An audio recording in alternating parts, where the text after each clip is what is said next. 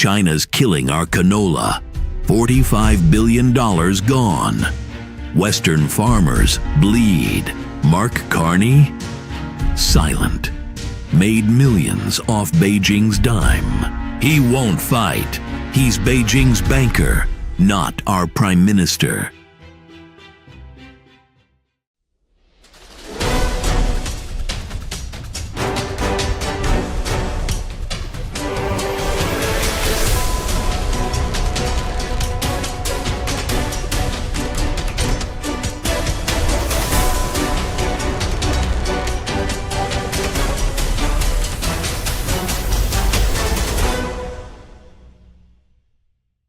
Welcome. I'm Derek Fildebrandt, publisher of The Western Standard. We're going to change things up a little bit today. Canada is going through a federal election right now, but just weeks ago, Germany had a federal election.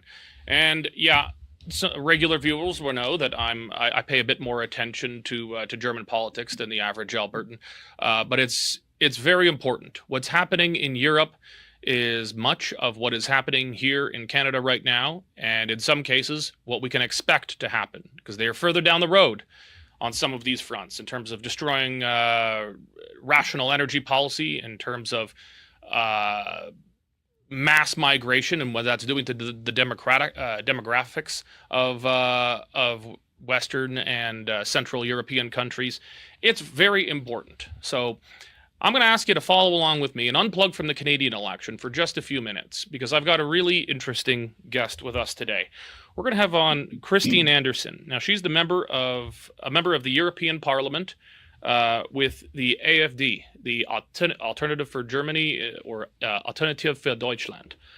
She is from Hesse, which, for those of you who don't know, is the province or Länder in Germany that encompasses Frankfurt. Beautiful city. I'm sure most of you have probably just stopped at the airport, but you should get out and stretch your legs from time to time when you're there.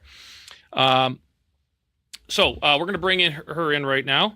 Guten Abend und willkommen, Frau Anderson, bei der Western Standard Zeitung. Ja, vielen Dank. Freut mich, hier zu sein. Thanks for having me. We're very glad to have you.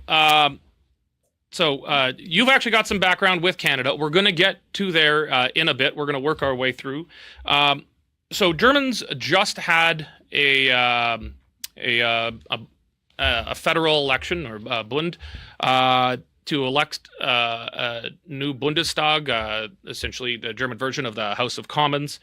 And the AfD was pretty much unanimously considered the big winner. To a lesser extent, the Union, which is the kind of sister parties of the CDU, CSU, and maybe even Die Linke a bit, who significantly increased their vote share. That's the, for lack of a better term, the Communist Party. Yeah. I don't want to name call, because your party gets name called as well, but I think they're very openly Marxist party. They're Yes. quite unashamed of it. Germans voted significantly to the right. One of the biggest wins of the right in the history of the Federal Republic, I think it's very fair to say. First place was what's generally described as the traditional Conservative Party, and the CDU, CSU, for most of its history, I think, would fairly be described as that. It moved very significantly to the left, particularly under Angela Merkel's chancellorship, which opened up space among more traditional conservatives for the AfD. AfD is a new party that came out of the Eurozone debt crisis and then evolved, taking on the mass migration issues when Angela Merkel threw open the borders to Germany and to Europe. CDU came in first. Here, let's actually put up the election results graphic here, just so people get a sense here. Let's put that up, John. So you'll see there, the first place party is the CDU, or Union, which is the ever so barely conservative party, but still has, I think, a lot of residual support from its tradition of being a conservative party in Germany. Second place was the AfD, Alternative für Deutschland, which is a more robustly conservative party. It's made up of libertarians, conservatives, nationalists. It's a mix of things, as most parties are. And for the first time in the history of the Federal Republic of Germany, the Social Democrats, the SPD, fell to third place. Now, conservative Germans voted for a significant turn to the right. The big issue, I think it's fair to say, Christine, was migration. People wanted very decisive action on migration. There were an endless stream of terrorist attacks in Germany. Even during the election campaign itself, it was the issue that people were voting for. But there's a weird, unwritten, unofficial rule in Germany called the Braunmauer. Translates roughly as firewall, meaning to keep the so-called, I'm putting this in quotes, far right out of any governing coalition, or even relying on its votes to pass a bill or a motion or anything. Yeah. We'll get into how fair or appropriate the label of far right is in a little bit here. But this means that even though Germans voted for an ostensibly center-right conservative party and a further right conservative party, for lack of a better term, a clear majority of Germans voted for that, and they have a clear majority in the Bundestag, they're not going to actually get that. Even though it's a clear majority of seats, they're going to get the Union barely center-right party with the SPD Social Democrats, a center-left to left party. What is this doing in Germany when Germans vote very clearly and decisively for a very big change in direction, and not much seems to actually be changing? Well, yeah, that's just the problem. So most of the voters in Germany, they feel completely betrayed because looking at the election results, the majority of the German people actually voted for a blue and black coalition, meaning the Christian Democrats and my party, the AfD, but they're not getting that. And so it's not only the biggest betrayal of the German voters, it's also the fastest betrayal. So not 24 hours after the results had come in, the president of the Christian Democrats, he already kind of backstabbed what he went back on what he had promised, that he would significantly reduce mass migration, which actually is an invasion at this point, by promising that he would close the borders. And like I said, not only 24 hours after the results had come in, he was, standing there, was like, well, no one ever spoke of closing up the borders, right? So that was like the first betrayal. And migration, it really is the big issue within Germany right now. You already mentioned all of the terror attacks we are having, but it's not just the big huge ones. We're talking about there's 2 brutal gang rapes every single day in Germany, 2. And this is not, then we're not talking about the rapes that only have one perpetrator, right? So 2 brutal gang rapes every single day in Germany. Plus, we have like these random knife attacks. And they're no longer happening on a daily basis. They're happening on an hourly basis. So just anywhere in Germany, if you're at the wrong spot at the wrong time, you might fall victim to some, the majority, they are claimed to have, psychological problems. So you fall victim to just a random knife attack. So this is going on. So migration really was a big issue. And he betrayed the people, by now saying, well, no one ever spoke of closing the borders.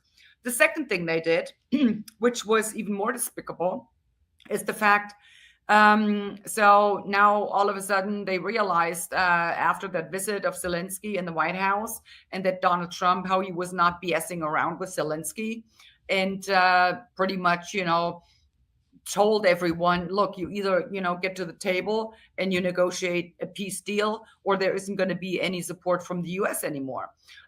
So now all of a sudden they started realizing here, oh my God, we are no longer able to defend ourselves. Yeah, why are we no longer able to defend ourselves? Very simple. In the last decades, any young man who had, any aspiration of joining the army, whether it be in a setting where it's mandatory, where you have to do serve a certain amount of time, or a voluntary. I mean, they were stigmatized. They were called names like murderers, and all of this going on. So, and it was like, yeah, defense, self-defense of our nations, that was frowned upon. So now we are in the situation. Now they're realizing, oh, shoot, Donald Trump is no longer footing the bill, or the American people, I should say, might no longer foot the bill for our defense. So now we have to do something, right? So, and then they realized that the newly elected Bundestag, if they were to come up with an amount to, prop up our defense spending, they can't, because the Constitution prohibits that right now. They pulled in a ceiling as how deep Germany can go into additional debt. So, and they figured this is not going to work out. So, but then looking at, well, we need to change the Constitution. But then they realized with a newly elected Bundestag, they wouldn't have the required 2/3 majority. And so just if I understand, what happened is before the new Bundestag is sworn in, exactly, there's a lame duck Bundestag, and it's not really supposed to do anything other than essentially minding the shop. But in an unprecedented way, they changed the Constitution before the new Bundestag is sworn in post-election. That's what happened, right? Right. So the new Bundestag was already elected, but it hadn't been summoned yet. So they decided to summon the old Bundestag, who had clearly not been elected in the way it is composed, and they changed the Constitution so they can have additional debt up to, wait for it, 1.5 trillion euros. Yeah, and this is only for Germany, right? Friedrich Merz, the presumed next chancellor, almost certainly next chancellor, he ran against that literally days earlier, right? Like he was against that in his own election, and then they threw out democracy to do it with the left-wing parties. That was one of his major campaigning points, right? We need to reduce the debt and the ceiling we pulled in, so we can't have any more additional debt. He campaigned on that. He was gonna not touch it, but and here we are, right? And that happened with like a week after the election results came in. So yeah, the German people, they feel betrayed, and but what this idiot also did, and I'm specifically speaking about Friedrich Merz, and yes, I'm calling him a complete idiot. What he also did during campaigning, he made it very clear to everyone that that is actually one of the promises he kept. He will not even speak to my party, no matter what the outcome. He will not speak to us. So I want to talk. He told the Social Democrats and the Green Party that, look, I'm pretty much at your mercy. You can, demand whatever you want from me, and I will have to do it because I want to become chancellor. And that's what they did. That's exactly what they did. So that's what I want to ask about here with the Brandmauer, the firewall. Yeah. There were some cracks. It's not broken, but there were some cracks in the firewall right before the election on some migration reform bills where Merz was trying to take a more anti-mass migration pose, which very clearly seems to be for electoral purposes now, since he's gone back on it immediately. But he had put forward a bill limiting mass migration, at least steps in the right direction. Not far enough, but steps in the right direction. The SPD and the other left parties were obviously against it. AfD was willing to support it in the Bundestag, and he passed it, at least one of the two, I believe, with support of the AfD, and that was considered scandalous. But he was willing to do it. Well, so I want you to before the election, right? That was right before the election. But he said he would never form a coalition government with the AfD. But that was still a crack in the firewall, because even that was against the so-called rules of it. Right. So what happened here was, so since he was campaigning, right, and since he wanted to become chancellor, and since he needed to come in first in that election, that's what he actually did. He proposed to the Bundestag to 2 items dealing with restricting immigration. And so the first one actually passed in the Bundestag, right? And so it was like all hell broke loose, right? There was talks about he had opened the gate to hell because he accepted our votes, to pass this piece of it wasn't the legislation, it was some other kind of piece dealing with that. So he opened the gates to hell now, and we're just gonna, I don't know, disappear from the planet. He was called Nazi. And then all of a sudden there was this astroturfing protesting going on again, right? Thousands and thousands of people taken to the streets, now not only protesting AfD, they were protesting the Christian Democrats because they had dared to even table something like this in the Bundestag. And so they blockaded. There was a blockade in front of the headquarters of that party. They were literally hunting politicians from the Christian Democrats down, right? And then he cracked again, right? It was like, well, yeah, no, we didn't quite mean it like that. So then when the legislation was actually supposed to get voted on in the Bundestag, he cracked, right? So, and that was not passed. There were a lot of members of the Christian Democrats that didn't even vote for their own proposal, just so it wouldn't pass, right? So, but that, like I said, that was right before the election, right? So, and people were like, oh, well, he's saying the right stuff now. He's doing the right stuff now. Yeah, let's all vote for him. Let's all vote for him, right? So we tried to tell the people, he's just putting on a show. You will see right after the election, he is not going to remember any of that. And that's what we're seeing. So I want to switch gears a bit back to the election results itself. We're going to put up a map of the election results. Now, the map you see is not a map from 1982 showing West Germany, the Federal Republic, and East Germany, the GDR. That is the election map from just a few weeks ago. You'll see, everyone can see on the map, the black is the Union, the, again, nominally conservative party, dominating West Germany, the former smaller parts of the Federal Republic. And in the blue is the AfD, completely dominating in the former eastern provinces of Germany, the former communist East. And then you see a tiny few specks of red for the Social Democrats, SPD, and green for the Green Party. There's a pretty stark geographical divide. We often see, not uniformly, but often in the former communist countries of Europe, they're voting for more nationalist, more right-leaning parties in the former communist areas, and we're seeing that even within Germany itself, almost an internal border there. And there's also a huge generational divide. Young people, particularly young men, voted AfD. Did very well with young women as well, although young women skewed to Die Linke, the former communist party. So there's kind of two big divides I was observing in the breakdown of the German election I'd like you to speak to. One is the East-West divide, CDU, AfD, and actually three divides. Generationally, young people voting AfD, older people voting for Union and the leftist parties, and among young men and young women, young men skewing AfD, young women skewing Die Linke, which translates literally as the left. Those are kind of the three big divides I've observed from the election results. Do you maybe want to speak to those three? Yeah. So just looking at the map, right, you clearly see what the majority of the people voted for. They voted for a coalition between the Christian Democrats and the AfD.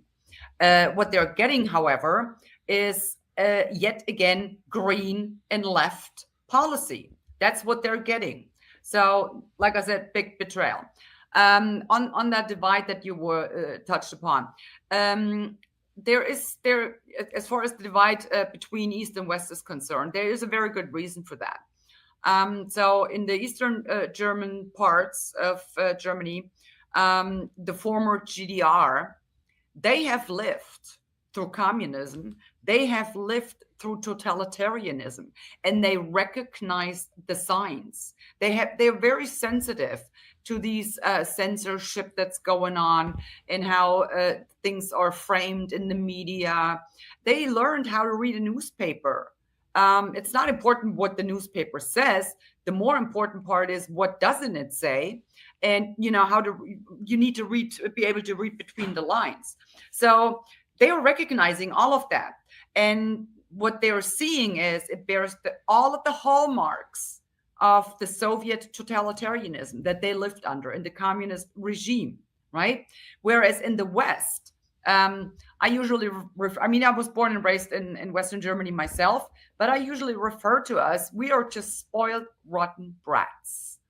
We no longer put any value on freedom, democracy, and the rule of law. For some reason, we seem to have forgotten that it wasn't that one fine day the sky opened up and boom, it fell down and there it was. No, it had to be fought for.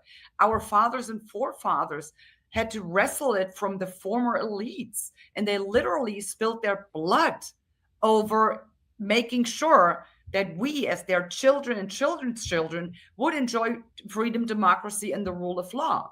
So, and now we're just sitting here, and we are so utterly afraid of being called right-wing extremists, Nazis, whatever, that we would not even dare to act in our best interest on our behalf. Just kind of like how that went down in Great Britain with the gang rapes, right? The authorities knew that there were Pakistani men, by the hundreds, I don't know, raping thousands and thousands of British girls, but no one said anything because they were afraid of being called racist. So this is how this kind of works. But nevertheless, the German people, they actually voted for a right conservative policy, but they're not getting that. So All right. as far as the divide, the younger people is concerned, that was actually kind of surprising. I will have to admit that. Considering they all went through school, right? The indoctrination going on there, just the same as it is in Canada or in the United States or anywhere else in the world, in the Western democracies specifically. So that was kind of surprising. But the thing is this, these young people, they see what the policies of the last decade have done to our homeland. They're seeing it in school every day. There is schools where, the German students are in a minority, especially when you look at the under 8-year-olds. We are in a minority already. And they're seeing that. They're seeing all of the problems it brings. They're being bullied. They're being beaten up. Whatever, So they're seeing this. And they don't want this. They do not. And that's why they voted the way they did. The funny thing about this is, it's actually hilarious. The left and the green, for years, they've been working on lowering the voting age to 16. Because they figured, That's pretty funny, yeah. They will vote for the left and the Green Party, right? So, and they actually did lower the voting age for the EU elections. So for the EU elections, that did not go well. the 16-year-olds, get to vote. And ever since we had the EU elections, and this trend was already visible, right? That in Germany, there is parts where we actually came in first with the 16 and 17-year-olds and the younger people. So guess what? There is no talk about lowering the voting age anymore. They dropped that as fast as they could. They don't even mention that anymore. Well, they're all for democracy when the people are voting for them. Exactly. Okay, so I want to come to touch on some of the things you were talking about in your response there. You came to Canada in 2023, kind of in the fallout, as COVID is kind of winding down. You have been quite vocal on some of those issues, including many of the authoritarian actions taken by the Trudeau Liberal government here, and our provincial governments. I'm proud to say in Alberta, we were the only place in Canada that literally overthrew its government because of COVID. And but you would come, and there was significant controversy in the media around it. You were pictured in a photo with 3 federal conservative MPs. It was denounced by the Liberals, by the Socialist NDP party we've got here, by the media, and then eventually even by the Conservative leader Pierre Poilievre as racist, right-wing extremist. Now, most Canadians know very little about your party, the AFD. They maybe know slightly more because the election just took place and AFD made big global news, but they still know very little about it. But the media in Canada and across the world seem to have adopted the language used in German media, just saying far right or far right extremist, Rechtsextremismus. I butchered that one, but right wing extremist, racist, fascist. All the traditional insults that get thrown at anybody to the right of a liberal generally. The German media uses that language to describe your party.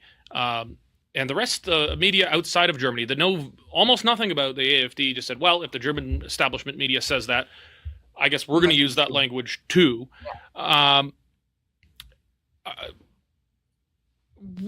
do you think it is? Because with maybe a few differences here and there, I don't think there's a huge difference between, say, the AFD of today and, say, Helmut Kohl's CDU of 30 years ago. There's some differences.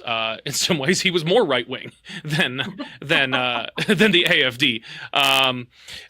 But it's not. It doesn't appear to be wildly outside the mainstream of German politics. It's just that the CDU kind of gave up its place as the main party of the right. Yes. So, why do you think it is that the German media attach the right-wing extremist and racist label to your party? I think it's fairly described as a nationalist party. That term probably has less of a pejorative connotation in English than in German, but I think I would describe it as a nationalist party, but I would say that's a good thing. Why do you think those harsher labels like racist, fascist, extremist get attached to your party, and what do you think you and your party can do to shake that? There actually isn't anything we can do to shake this, because our program, if you read our program, and you're right, it is it actually resembles the program that the Christian Democrats, that is the former Conservative Party here in Germany that came in first in the last elections, it pretty much resembles their program. What has happened, however, is there has been a dramatic shift to the left in the last decades. Even with the Christian Democrats and Angela Merkel, she must have been the best green chancellor Germany ever had. For those of you who don't know, Germany never had a green chancellor. But Angela Merkel from the Christian Democrats, she was in fact a green chancellor.